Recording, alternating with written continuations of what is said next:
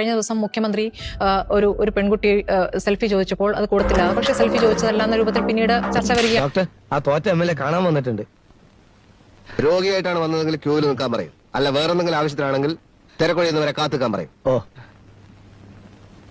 സാറിനോട് ഇപ്പൊ തന്നെ ചെല്ലാൻ പറഞ്ഞിട്ടുണ്ട്. തെച്ച് പേരെ എടുത്ത് നിങ്ങളോടല്ലേ പുറത്ത് വെയിറ്റ് ചെയ്യാൻ പറഞ്ഞത്? പുറത്ത് നിന്ന് നിൽക്കാൻ. ഇതാണ് ഇവിടുത്തെ സ്ഥിതി. നിങ്ങളോട് അകത്തേക്ക് അല്ലാനാണ് എന്നോട് പറഞ്ഞത്. എന്നിട്ട് എന്തായി? വിശ്വസിച്ച് അകത്തേക്ക് എന്നപ്പോ ചെകിട്ട തടിയൊടുങ്ങി തെറിച്ച മാതിരിയല്ലേ MLA പുറത്തേക്ക് പോകുന്നത്. ഇയാൾക്ക് പിരാന്താണെന്നുള്ളതിന് ഇതിലും വലിയ തെളിവ് ഇനി എന്താ? പെൺകുട്ടി പറഞ്ഞു, ഞാൻ നേരത്തെ ഒരു നിവേദനം PA കയ്യിൽ കൊടുത്തിരുന്നു. ഈ ഫോണിൽ അതുണ്ട്.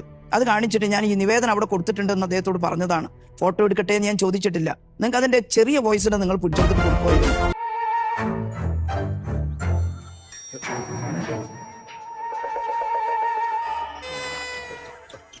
നീന്താൻ പോവാ? ഒരു ചൊറിച്ചിൽ ബസ്സിൽ ഇരുന്നതിന്റെ